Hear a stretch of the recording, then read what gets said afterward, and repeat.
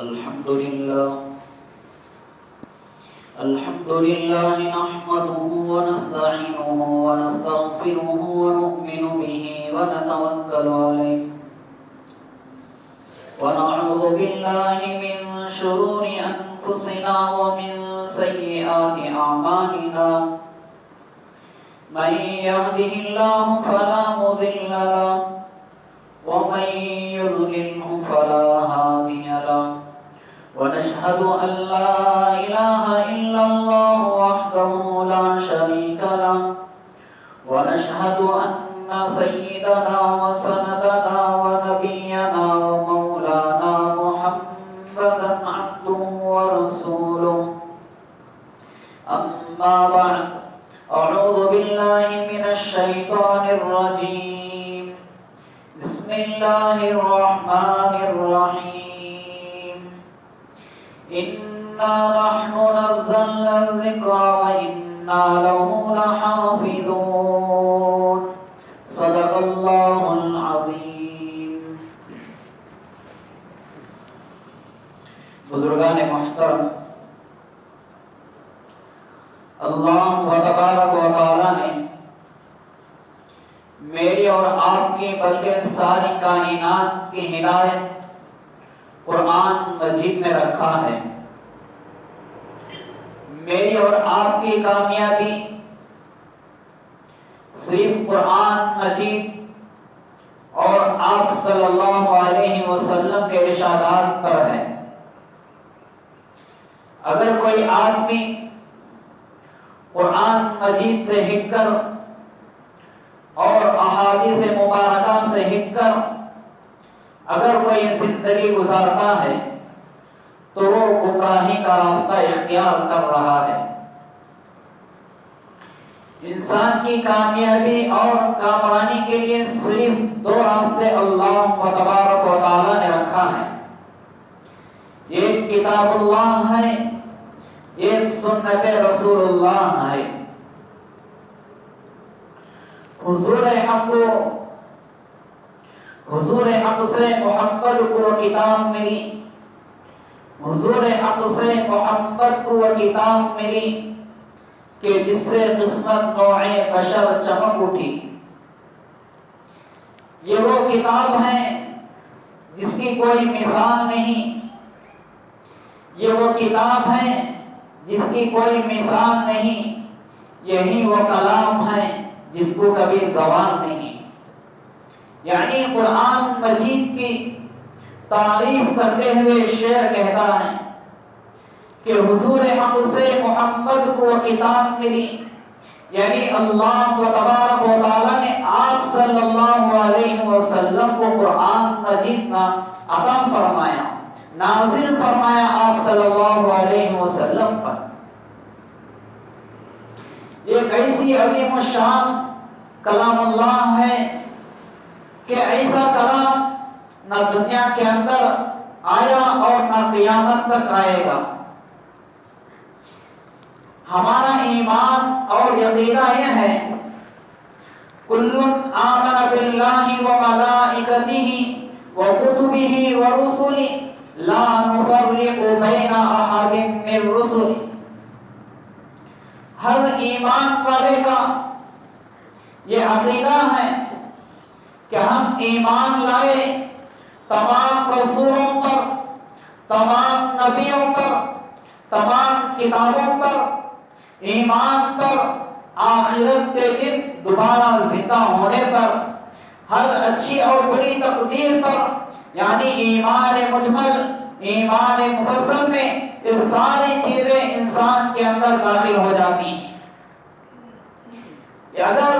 یہ انسان ان ساری چیزوں کا یقین رکھتا ہے، ان پر ایمان رکھتا ہے، تو یہی حقیقت میں مسلمان ہے، اسلام والا مومن ہے. اور اللہ تبارک و تعالی نے تمام رسولوں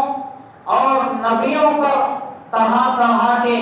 مختلف قسم کے معجزات عطا فرمائے. ان کی تصدیق کے لیے، ان کے ثبوت کے لیے اللہ تبارک و تعالی نے آیات نشانیاں یعنی معجزات عطا فرمائے۔ جس طرح قرآن میں حضرات انبیاء اور رسولوں اور نبیوں کے معجزات کو بیان فرمایا ہے کہ حضرت موسیٰ علیہ السلام کے بارے میں آتا ہے قرآن مجید میں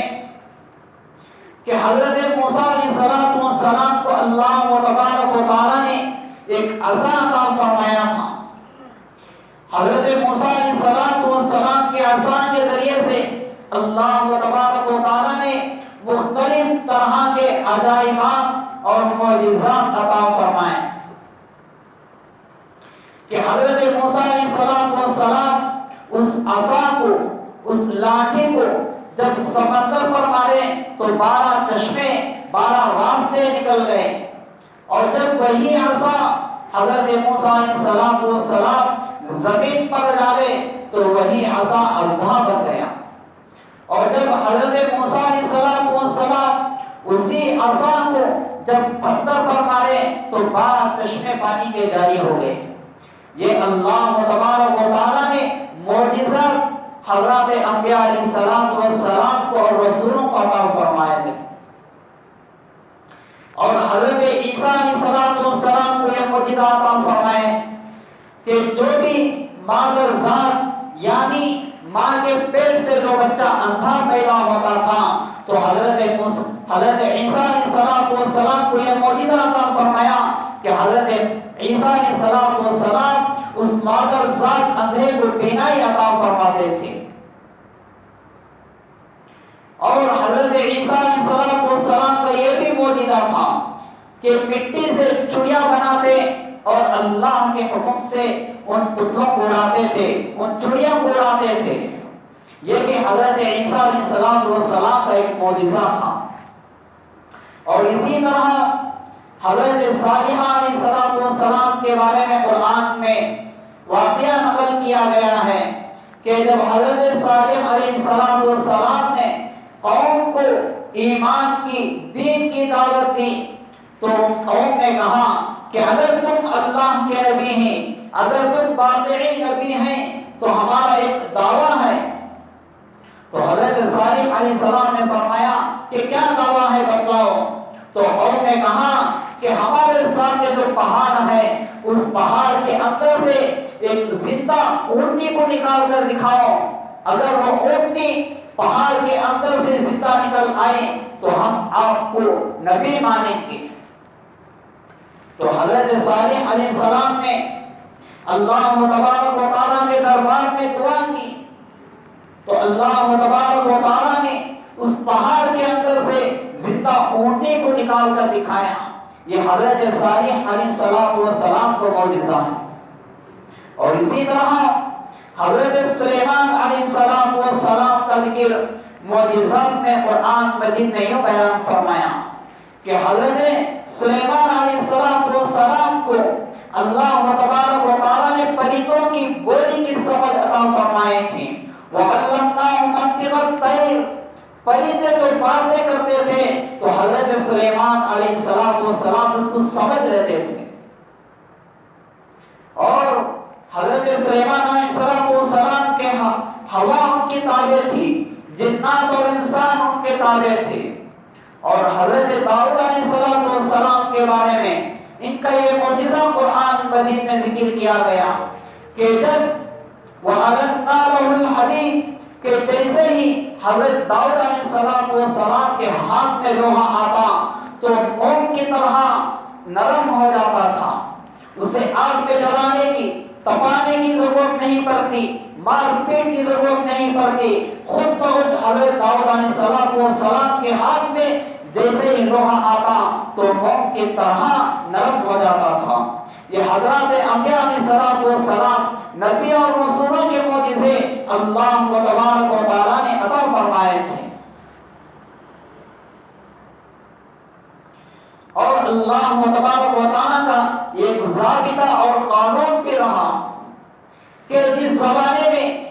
جیسی معجزات کی ضرورت پڑتی تھی ایسے ہی معجزات انبیاء علیہ السلام کو عطا فرماتے تھے۔ جیسے حضرت موسیٰ علیہ السلام کے دور میں موسیٰ علیہ کا زیادہ زور تھا، شوق تھا، ہر آدمی جادوگر بنتا تھا، ہر آدمی جادوگری کے ذریعے سے کمال دکھاتا تھا۔ تو اللہ تبارک و تعالیٰ نے حضرت موسیٰ علیہ السلام کو بھی اس زمانے کے اعتبار سے جادوگر کا ایک معجزہ عطا فرمایا۔ واقعات بہت طویل ہیں قرآن کریم کے اندر، میں صرف سمجھانے کے لیے بات کو آگے نہیں بڑھا رہا ہوں کہ حضرت موسیٰ علیہ السلام کا معجزہ یوں تھا کہ سارے جادوگر اپنی رسیاں لاٹھیاں لا کر ایک بڑے میدان کے اندر ڈال دیے۔ وہ جادوگر کے ذریعے سے ڈالنے کے بعد سارے رسیاں، سارے لاٹھیاں سانپ اور اژدھے بن گئے۔ تو اللہ تبارک و تعالیٰ نے حضرت موسیٰ علیہ السلام کی طرف وحی کی، وَأَوْحَيْنَا إِلَىٰ مُوسَىٰ أَنْ أَلْقِ عَصَاكَ، اے موسیٰ علیہ السلام تمہارے ہاتھ میں جو لاٹھی ہے اس لاٹھی کو، اس عصا کو زمین کے اوپر ڈالو۔ وَأَوْحَيْنَا إِلَىٰ مُوسَىٰ أَنْ أَلْقِ عَصَاكَ فَإِذَا هِيَ تَلْقَفُ مَا يَأْفِكُونَ، کہ جیسے ہی حضرت موسیٰ علیہ السلام نے اپنے عصا کو زمین پر ڈالا تو ایک بڑا اژدھا بن گیا۔ اژدھا بننے کے بعد ان جادوگروں کے سارے اژدھے کو نکل گیا۔ یہ اللہ تبارک و تعالیٰ نے حضرت موسیٰ علیہ السلام کو ایک معجزہ عطا فرمایا تھا۔ اسی طرح حضرت عیسیٰ علیہ السلام کے زمانے میں طب نبوی یعنی ڈاکٹری کا علاج کا ایک دورہ تھا۔ تو حضرت عیسیٰ علیہ السلام کو اللہ تبارک و تعالیٰ نے وہ معجزہ عطا فرمایا، جیسے ہی کلام الہی کی آیات پڑھ کر پھونکتے تو وہ بیماری جتنی بھی بڑی ہو وہ بیماری لحاظے میں ختم ہو جاتی تھی۔ یہ اللہ تبارک و تعالیٰ نے حضرت عیسیٰ علیہ السلام کو یہ معجزہ عطا فرمایا۔ بزرگان محترم، چنانچہ سب سے بڑا عظیم معجزہ جو ہے اللہ تبارک و تعالیٰ نے آپ صلی اللہ علیہ وسلم کو عطا فرمایا۔ کتابوں کے اندر لکھا ہے کہ علامہ سیوطی رحمۃ اللہ علیہ نے لکھا کہ اللہ تبارک و تعالیٰ نے آپ صلی اللہ علیہ وسلم کو 3000 معجزات عطا فرمائے، اور ایک روایت میں یہ لکھا ہے کہ 10,000 معجزات اللہ تبارک و تعالیٰ نے آپ صلی اللہ علیہ وسلم کو عطا فرمائے۔ ان میں سے سب سے بڑا عظیم الشان معجزہ جو ہے جو قرآن مجید کا معجزہ ہے، جو اللہ تبارک و تعالیٰ نے آپ صلی اللہ علیہ وسلم پر نازل کیا۔ جب قرآن مجید آپ صلی اللہ علیہ وسلم پر نازل کیا گیا، اس زمانے میں عرب کے اندر شعر و شاعری کا دبدبہ اور زور تھا کہ جو عربی شعر و شاعری میں فصاحت و بلاغت میں ادب کے اعتبار سے شعر و شاعری کہتا تھا تو لوگ اس کو عربی کہتے تھے، اور جو لوگ عربی کے اعتبار سے شعر و شاعری نہیں کہتے تھے تو ان کو عجمی کہتے تھے۔ عجمی کے معنی یہ آتے ہیں کہ گونگا کہتے تھے۔ تو چنانچہ اس زمانے میں اللہ تبارک و تعالیٰ نے آپ صلی اللہ علیہ وسلم کو ایک عظیم الشان تحفہ، ایک معجزہ جو قرآن مجید کا نازل کیا، اور یہ بھی چیلنج کیا کہ قُلْ لَئِنِ اجْتَمَعَتِ الْإِنسُ وَالْجِنُّ عَلَىٰ أَن يَأْتُوا بِمِثْلِ هَٰذَا الْقُرْآنِ لَا يَأْتُونَ بِمِثْلِهِ وَلَوْ كَانَ بَعْضُهُمْ لِبَعْضٍ ظَهِيرًا۔ جب آپ صلی اللہ علیہ وسلم نے عرب لوگوں کو جب قرآن کی آیتیں سنائیں تو عرب لوگ کہنے لگے ام یقولون افترا، کہ تم نے کلام کو بنا کر لائے ہیں، یہ اللہ کی طرف سے نہیں ہے، تم نے اپنے طریقے سے بنا کر لایا ہے۔ تو اللہ تبارک و تعالیٰ نے آپ صلی اللہ علیہ وسلم کی طرف وحی نازل کی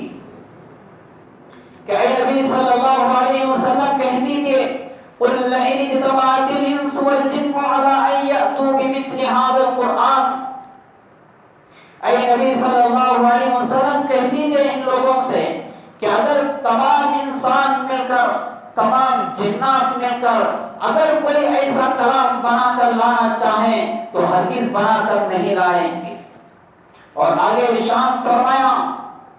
کہ اگر تم اس کلام بنانے کے لیے دوسروں کی مدد کرنا چاہتے ہو یا دوسروں سے مدد لینا چاہتے ہو، مدد لاؤ، تب بھی آپ اس جیسا کلام نہیں لا سکیں گے۔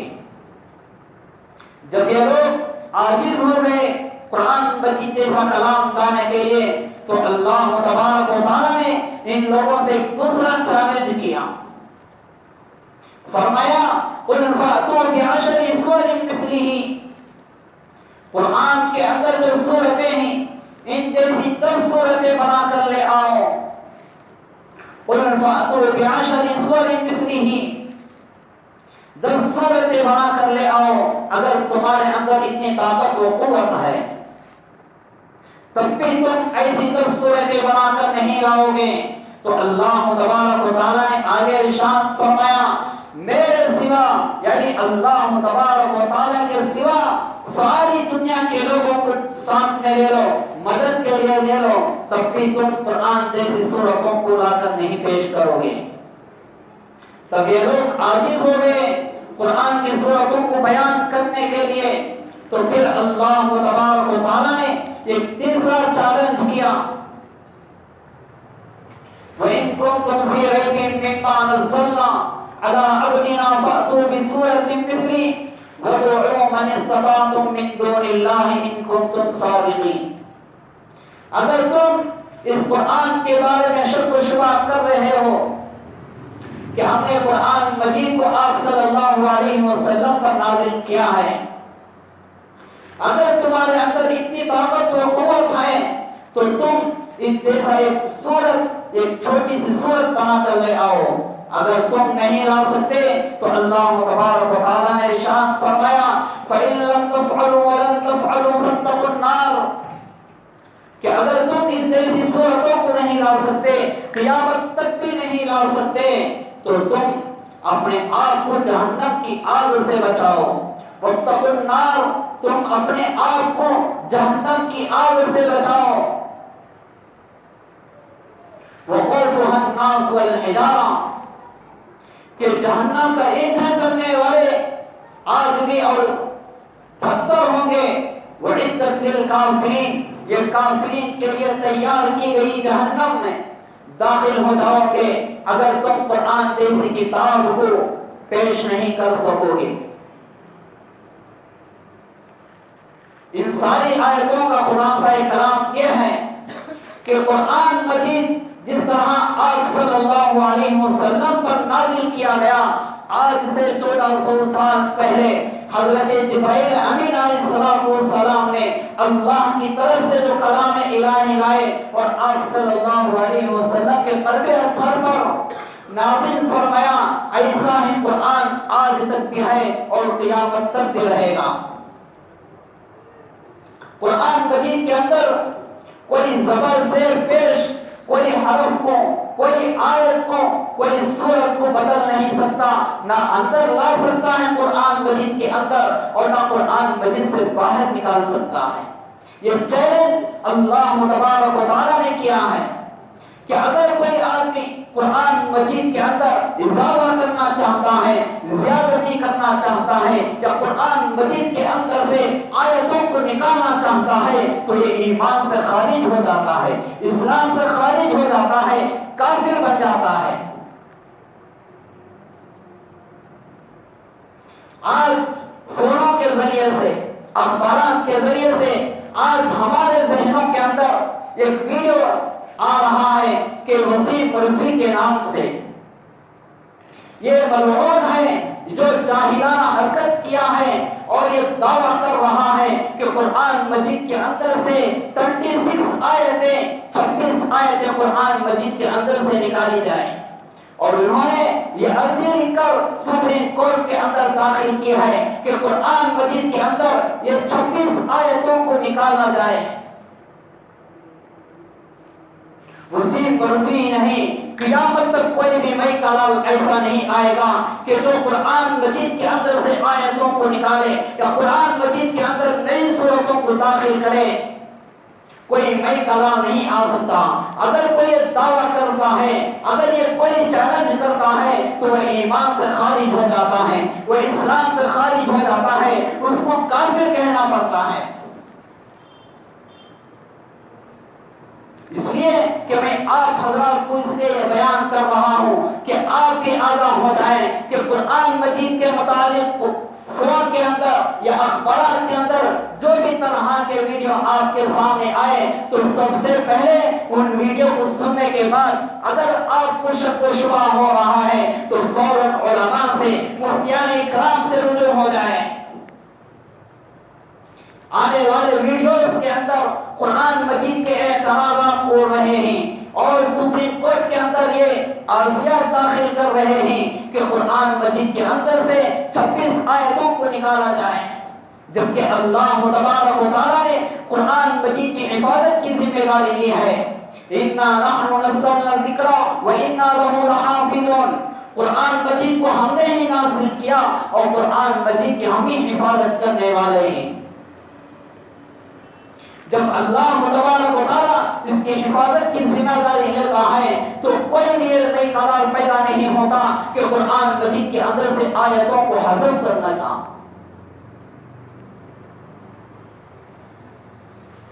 آپ صلی اللہ علیہ وسلم کے دور میں جب قرآن مجید نازل ہوا تو اس وقت میں ربیعہ بن حارث ایک صحابی رسول تھے جو قرآن مجید نازل ہونے سے پہلے اسلام کے اندر داخل نہیں ہوئے تھے، اور وہ شعر و شاعری میں اتنا زور تھا کہ جب بھی ان کا شعر لکھا جاتا تو اس شعر کو لے جا کر کعبۃ اللہ کے اوپر لٹایا جاتا تھا۔ جب قرآن مجید آپ صلی اللہ علیہ وسلم پر نازل ہوا تو انہوں نے کہا کہ قرآن شریف کی آیتوں کو سن کر کہا کہ یکفینا القرآن، کہ ہماری ہدایت کے لیے ہمارے لیے قرآن ہی کافی ہے، تو انہوں نے شعر و شاعری کو چھوڑ کر ایمان کے اندر داخل ہو گئے۔ آج بخاری جیسی حدیث کی مشہور کتابوں میں، مسلم شریف کی کتابوں میں ربیعہ بن حارث رضی اللہ عنہ کی روایتیں آتی ہیں۔ ایک واقعہ میں آپ کے سامنے عرض کر کے بات ختم کر رہا ہوں کہ ہاشم ایک بادشاہ گزرے ہیں، موسیٰ ابن محمد بن ہاشم پورا نام ہے، ایک بادشاہ گزرے ہیں، ان کی سالانہ آمدنی 2 لاکھ اشرفی ہوتی تھی، سالانہ آمدنی 2 لاکھ اشرفی کماتے تھے، لیکن وہ سارا روپیہ، سارے اشرفیاں لہو والعلم میں گزارتے تھے۔ زندگی کے اندر لہو والعلم کے اندر بیکار شراب نوشی میں، جوا میں سارے پیسوں کو خرچ کرتے تھے۔ ایک مرتبہ ایک واقعہ ایسا پیش آیا کہ انہوں نے گانے والوں کو، گبیوں کو بلا کر اپنے محل کے چھت کے اوپر لے گئے۔ وہاں جانے کے بعد گبیے ناچتے تھے اور گانا بجاتے تھے اور یہ شراب پیتے ہوئے، شراب کی نوشی کی حالت میں مزے لیتے ہوئے گانوں کی آواز کو سن رہے تھے۔ تو اتنے میں ایک ایسی آواز، سریلی آواز آئی کہ یہ حیران ہو گئے اور خادموں سے کہا کہ گانے کی آواز کو بند کرو۔ تو ساری آواز بند ہو گئی تو ایک عجیب، ایک خوشی کی آواز آ رہی ہے، کبھی آواز میں بلندی ہو رہی ہے، کبھی آواز میں پستی ہو رہی ہے، ایک عجیب مزہ آ رہا ہے، ایک عجیب کشش آ رہی ہے سننے میں۔ تو انہوں نے کہا اپنے خادموں سے، جاؤ یہ کہاں سے آواز آ رہی ہے تلاش کر کے لاؤ۔ تو سارے خادم، سارے غلام بھاگے، دیکھے کہ کہاں سے یہ آواز آ رہی ہے۔ تو دیکھے کہ مسجد کے اندر سے یہ آواز آ رہی ہے، تو جا کر اندر دیکھا کہ ایک آدمی قرآن شریف کی تلاوت کرتے ہوئے، قرآن مجید کی تلاوت کرتے ہوئے مسجد کے اندر بیٹھے ہیں۔ جب اللہ کی رحمتوں کی آیتیں آتے ہیں تو خوشی خوشی جھومتے ہوئے قرآن شریف کی تلاوت کر رہے ہیں، اور جب اللہ تبارک و تعالیٰ کی عذابات کے آیتیں آتے ہیں تو روتے ہوئے دل کے اندر ایک عجیب کیفیت ہوتی ہے تو تلاوت کر رہے ہیں۔ تو ان نوکروں نے، ان غلاموں نے ان نوجوان کو اٹھایا اور پکڑ کر کہا کہ چلو ہمارے آقا کے پاس، ہمارے آقا کے دربار میں۔ تو ان نوجوان کو لے کر ان خادموں نے ان کے آقا کے پاس، یعنی موسیٰ ابن محمد ابن ہاشم کے پاس لے کر گئے۔ تو بادشاہ نے کہا کہ اے نوجوان تمہاری کیا آواز آ رہی ہے، تم کیا تلاوت کر رہے تھے کہ ایک عجیب آواز سنائی دے رہی تھی؟ تو انہوں نے کہا کہ میں کلام اللہ شریف کی تلاوت کر رہا تھا، قرآن مجید پڑھ رہا تھا۔ تو بادشاہ نے کہا کہ مجھے بھی تھوڑا پڑھ کر سناؤ۔ تو انہوں نے نوجوان نے سورہ تکفیر کی آیتیں تلاوت کی، ان الابرار لفی نعیم علی الارائک ینظرون تعرف فی وجوہہم نظرۃ النعیم یسقون من رحیق مختوم، ختاموں میں سارا سناتے ہوئے تو جیسے ہی بادشاہ سنتا رہا تو آنکھوں سے آنسو آنے لگے، دل بدلتا رہا اور دل کے اندر ایک عجیب کیفیت آ رہی ہے۔ تو انہوں نے جیسے یہ نوجوان قرآن شریف کی تلاوت مکمل کی تو ان بادشاہ کا ایمان بھی بدل گیا، فوراً ایمان کے اندر داخل ہو گئے، اسلام کے اندر داخل ہو گئے۔ قرآن مجید کے اندر ایک ایسی کشش کو اللہ تبارک و تعالیٰ نے رکھا ہے، ایک عجیب عجیب واقعات اللہ تبارک و تعالیٰ نے قرآن مجید کے اندر نازل کی۔ اگر کوئی آدمی قرآن مجید کے اندر بدلنا چاہتا ہے یا تبدیلی کرنا چاہتا ہے تو کوئی بھی نہیں کر سکتا۔ یہ اللہ تبارک و تعالیٰ نے آپ صلی اللہ علیہ وسلم پر ایک بہت بڑا ایک معجزہ عطا فرمایا ہے، جو آج سے 1400 سال سے پہلے سے لے کر اور قیامت تک باقی رہنے والا کلام مجید قرآن مجید ہے۔ اگر کوئی آدمی قرآن مجید کو اپنے دل کے اندر سما لیتا ہے، کوئی حافظ بن جاتا ہے یا عالم بن جاتا ہے یا قرآن کی تفسیر کرنے والا بن جاتا ہے یا مبلغ بن جاتا ہے یا قرآن کو پڑھنے والا بن جاتا ہے تو اللہ تبارک و تعالیٰ اس کی دنیا کی زندگی کو کامیاب کر دیتے ہیں اور آخرت کی لامحدود زندگی کو کامیاب کر دیتے ہیں۔ اگر کوئی آدمی قرآن کو چھوڑ کر زندگی گزارتا ہے تو وہ ایمان سے خارج ہوتا ہے۔ سارے احکامات اللہ تبارک و تعالیٰ نے کلام مجید میں رکھے ہیں، قرآن مجید میں رکھے ہیں۔ اگر کوئی آدمی ہدایت کو چاہتا ہے تو قرآن مجید کے احکام پر چلنا ہوگا، قرآن مجید کے احکامات پر اپنی زندگی کو چلانا ہوگا۔ تو اس لیے جہاں بھی فوج کے اندر سے یا اخبارات کے اندر سے وسیم رضوی کے نام سے جو ویڈیو آ رہا ہے کوئی بھی نہ سنے اور اس کو غور بھی نہ دے، اس کی توجہ بھی نہ دے، اس لیے کہ وہ ایمان سے خارج ہو چکا ہے کہ ہمارے جمہور علماء کے پاس متفقہ فیصلہ ہے کہ اگر کوئی آدمی قرآن مجید کے اندر تبدیلی کرنا چاہتا ہے یا قرآن مجید کی آیتوں کو نکالنا چاہتا ہے تو ایمان سے خارج ہے۔ اس لیے جہاں بھی یہ ویڈیو آئے یا اخبارات کے اندر یہ خبریں آئے تو کوئی بھی اس کو نہ پڑھے اور کوئی اس کو غور سے نہ سمجھے۔ ہمیں اللہ تبارک و تعالیٰ نے جو کلام کیا ہے اس کی صحیح رہبری کے ساتھ ہمیں عمل کرنا چاہیے، اللہ کے احکامات پر، اللہ کے مرضیات پر اور آپ صلی اللہ علیہ وسلم کے سنت کے مطابق ہمیں زندگی گزارنا ہے اور زندگی بسر کرنا ہے۔ تو اللہ تبارک و تعالیٰ سے دعا کریں کہ اللہ تبارک و تعالیٰ ہمیں قرآن مجید کو صحیح سمجھنے کی اور عمل کرنے کی توفیق عطا فرمائے۔ آمین وآخر دعوانا الحمدللہ رب العالمین۔ جو حضرات سنتوں سے فارغ نہیں ہوئے وہ سنتوں سے فارغ ہو جائیں۔